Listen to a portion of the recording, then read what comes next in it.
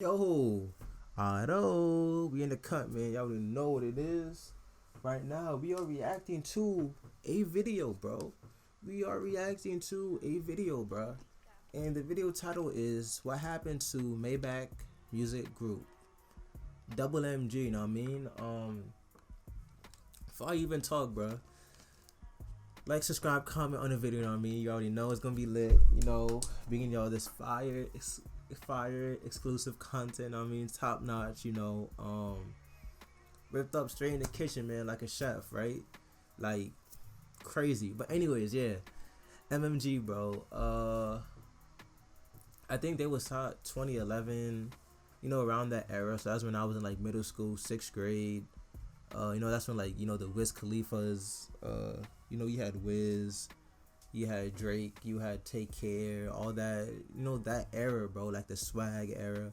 So that was them, right? Even now, like, they all still big, right? Meek is coming back into the game. Well, not coming back, but he dropped after he got locked up again. He dropped Championships. He just dropped this exclusive album.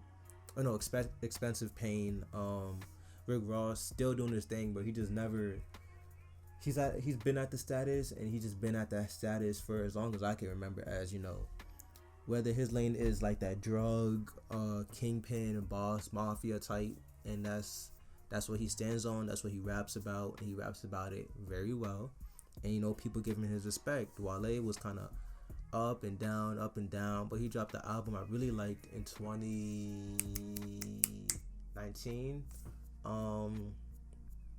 I think I forgot, dog. I forgot what it was called, bro. Wale album 2019, but it was a great album. Wow, that's crazy. That's the album. He had 50 in the safe. He had Love My Fault.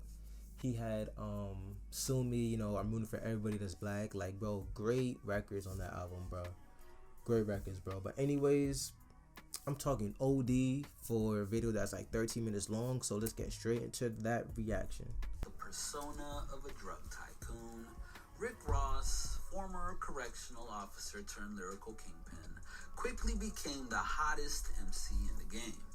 And by the time his debut album, Port of Miami, debuted on the top of the Billboard charts, Rose had become one of Def Jam's top-tier artists, racking up classic records, co-signs from hip-hop goats, and a customary 50 Cent beef along the way. Taking his cues from the 50 artists that he'd grown up admiring, and Rose crazy. wasted little time in using his newfound status to form his own label. Initially formed in 2009 with Warner Records, Rose didn't fall into the trap of primarily putting on rappers from his city. Instead, he extended his search and scoured the country for years until February of 2011, when he snapped up Wale and Meek Mill. Signed within a day of one another, Wale would finally live up to the early promise that he'd shown, while Philadelphia's Meek went from hardened battle rapper to an artist that could hold his own with the best.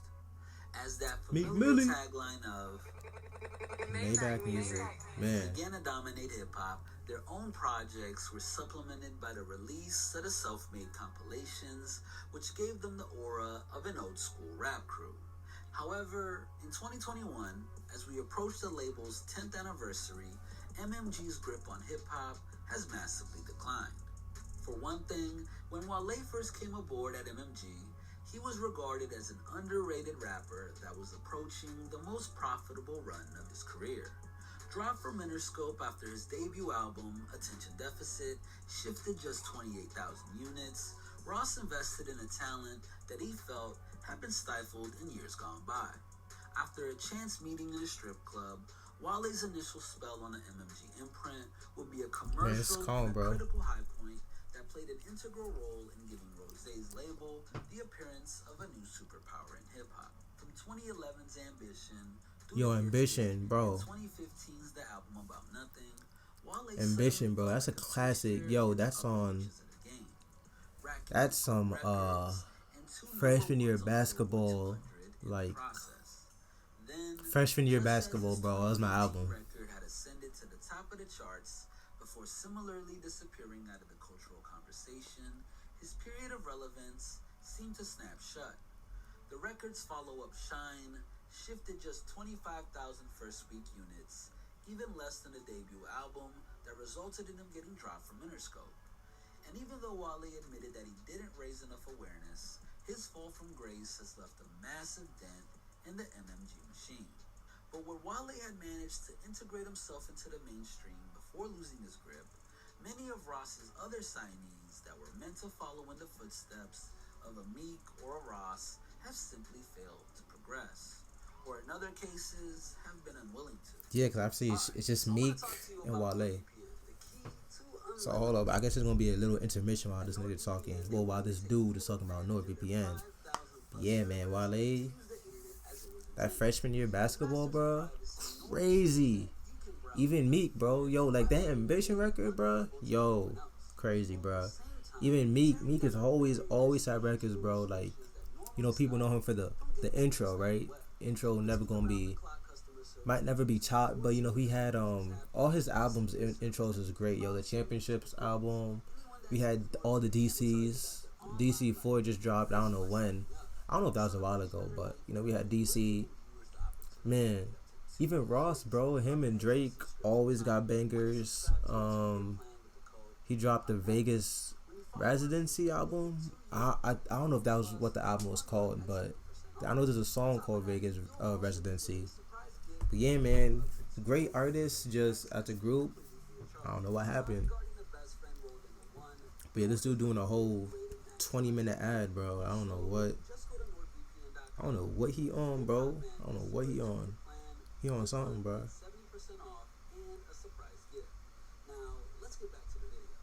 Yeah. Ross began his career as an exec with two signings: Boston-based R&B upstart Moss Pike Miles and Miami-based rap fit Carol City Cartel, better known as Triple C's. Comprised of Gunplay, Young Breed, and NY's Torch, the group had a strong underground buzz and maintained some big features alongside Lil Wayne and Ross himself. But ultimately, they, like Moss Pike, only managed to release one fairly underpublicized studio album on the label with nothing else to show for it. After the two other members of Triple C's left the MMG ranks, Gunplay stayed and became Ross's most loyal right-hand man. However, it seemed that he never had any aspirations beyond appealing to a core fan base. Released in July of that year through Def Jam and MMG, Gunplay's debut album, Living Legend, was the next MMG project to drop after they netted back-to-back number ones with Wale's The Album About Nothing. Yes, sir. And Meek's Dreams Worth. Yo, Dreams Worth more than money, bro.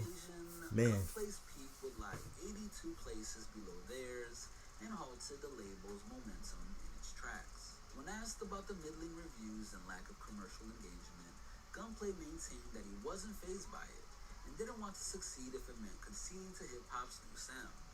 In fact, he was solely fixated on the hood faithful. The streets love it. Yeah. So I don't, that's all that matters to me.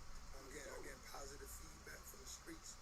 I got money. I don't care about the money. I just, I want to touch people's hearts and souls. Hey, but that's a bar right there.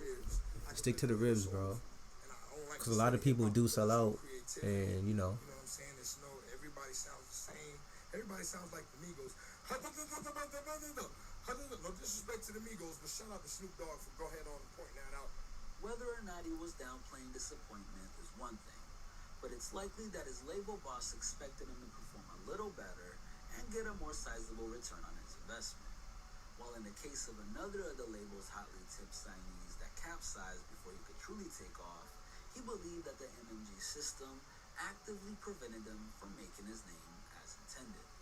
Another victim of MMG's one-and-done curse when it comes to studio albums, Ohio's very own Stalley, emerging through the Maybach music doors with all the potential in the world and talent to spare. Yo, Stalley, bro. He was on that song with Nip and Ross. It's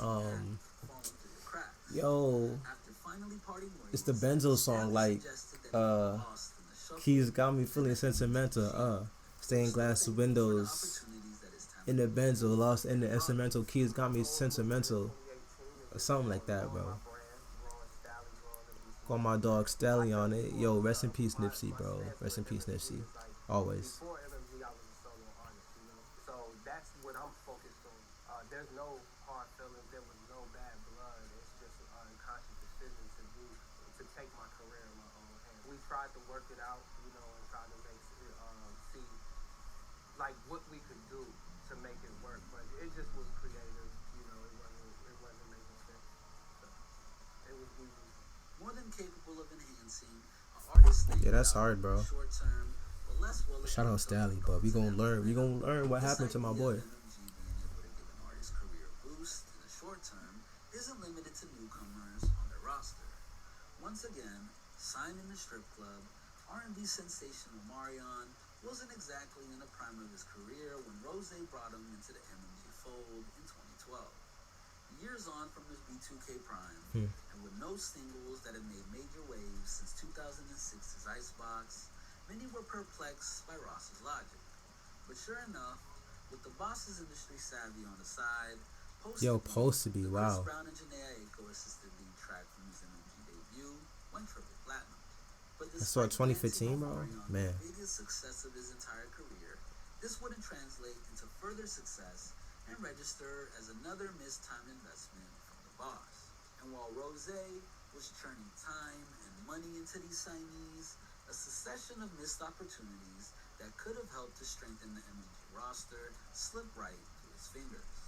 After infamously appearing on MTV Rap Fix and publicly appealing to Wiz Khalifa, asking, what would it take for us to close the deal? Wiz Khalifa and Maybach Music. I feel like the homie is a superstar.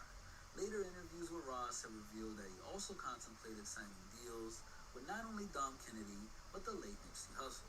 Man, that would have been hard, bro. Nipsey, dog. Somebody that was going to live his dreams out. I seen that. And I put the, the offer on the table. That's crazy. I know Dom and Nip, they worked a lot together. Even Ross and Nip worked a lot together too. And improvenly consistent MCs such as Dom, Ross had been taking gambles on artists such as Rocky Fresh and Fat Trell with Little I know Baby. Fat Trell. While one-time signee French Montana We were French. is more synonymous with Bad Boy than he ever was with MMG, and an attempted deal with Papoose fell through before even getting off the ground. All in all, leaving Maybach Music as a shadow of his former self, and without the star power that it once wielded. Man, imagine he had Nipsey on that, bro. All of these undermine Rick Ross's label in subtle ways. There is no clear sign of MMG's diminishing power than his top star Meek Mill's replanting of Dream Chasers under the Rocnation umbrella. For a period, the two seemed inseparable, serving as MMG's number 1 and 2 exports. But now that he's in business with jayz across various projects, Meek doubled down on this apparent willingness to erase Ross from his journey during an interview with CBS. There's not too many people I admire like on a music level and a business level and on a like as a man level. I always explain it to him like, yo, that was crazy. It's a regular day for you, but this is a part of my dreams being in this situation. In the same vein, the announcement of Wale's own Every Blue Moon imprint saw him focus on a desire to be needed and was said to fulfill his own ambition of being an executive. With Ross's bravery and taking a chance on him back in 2011, That's tough, bro. notably left out of Yeah, that's what I was wondering too. Like, how was that working? Oh, that Tiny Desk with Wale was hard, but I was wondering how that worked. Ross and Meek, when Meek went with Jay. Finding new revenue streams through investing in a series of Yes, we don't know about that Wingstop. and his prominent endorsement deal Lemon with Pepper. Red Rose. Through these additions to his business portfolio, not He to got the book, mention he got all other that. endeavors, such as his best-selling autobiography, Hurricanes, Rose has proven himself to be a master of promotion. Just as he had in the days where he'd always place his artist's best interest at the center of any decision in a way that artists on imprints such as OVO or Good Music could only dream of. But in spite of this, it still wasn't enough to either instill a sense of community in his biggest artists or inspire the others to approach their careers with crossover success in mind. Hey, so that is the end of the video, bro. Man, that was so... I'm saying, why am I talking like this? But yeah, man, that was definitely interesting, bro. Like, I ain't know MMG. I thought MMG was just Wale and Meek. I don't know it was all these other artists behind it. I ain't know Ross was trying to sign Nipsey, Dom Kennedy. I didn't even know that Omarion was part of MMG, bro. Like, supposed to be, bro. That song took over 2014, 2015. I remember all of high school, you know, eat the booty like groceries, bro. People was saying that, bro. I'm pretty sure that's the song they're talking about. If I'm wrong, don't call me out on that. But yeah, it's definitely interesting. Man, it would have been crazy if Nip was under Ross on that label, bro. Like, would have been tough, cause Nip and Ross have mad songs. I know they had that one with Stalley. All three of them was on that song. Ross had him on his album in 2019, the year he passed. They have a lot of great records together, bro. That would have been crazy to see. But yeah, man, that's the end of the video, bro. Otto, I'ma catch y'all in the next one. Deuces.